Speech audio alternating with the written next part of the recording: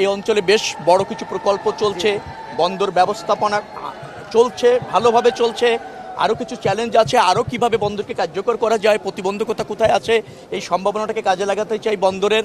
কারণ আমাদের বাণিজ্যের প্রায় 92% এই চট্টগ্রাম বন্দর কেন্দ্রিক। তো সেটাকে কিভাবে আরও আধুনিকায়ন করা যায়, তো সেই সমস্ত বিষয় নিয়ে আমি আসছি।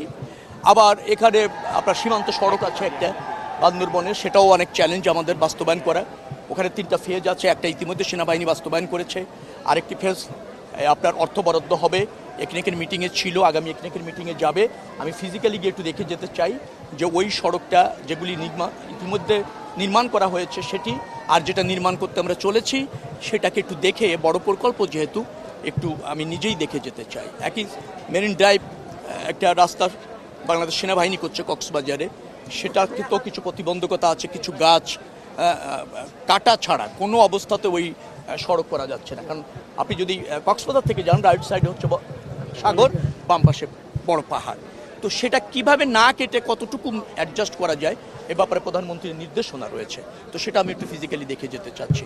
আবার ওই মাতার বাড়ি একটা আছে, বন্দর তৈরি হচ্ছে, সেখানে কিছু কাজ চলছে, সেখানে একটা রিপোর্টও হয়েছে। সত্যিকারের অর্থে রিপোর্টের কোনো ভিত্তি আছে কিনা বাস্তবিকভাবে, সেটাও একটু দেখার চেষ্টা করছি।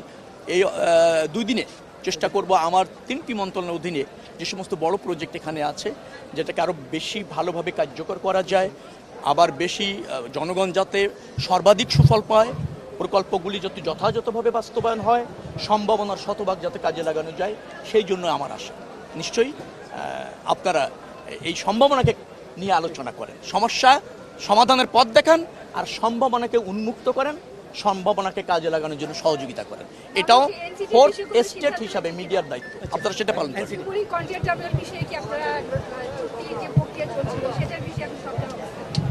না, সরকার, আবারও বলছি, রাষ্ট্র এবং জনগণের স্বার্থ বিবেচনা করছে, প্রাধান্য দেবে না। যে অবস্থায় ছিল, এগিয়ে ছিল, সে অবস্থায় এখনো আছে। আমরা এটার বিভিন্ন দিক বিশ্লেষণ করছি।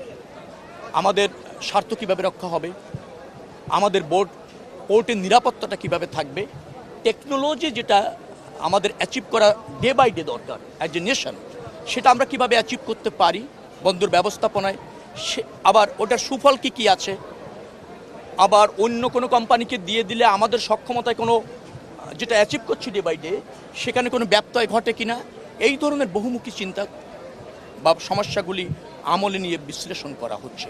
মনে রাখবেন, যাই করা হবে, বাংলাদেশ জাতীয়তাবাদী দলের সরকার ব্রুট মেজরিটি নিয়ে জনগণের আস্থা নিয়ে ক্ষমতায় এসেছে, দেশ এবং জনগণের স্বার্থ ধারণ করেই সিদ্ধান্ত গ্রহণ করবে।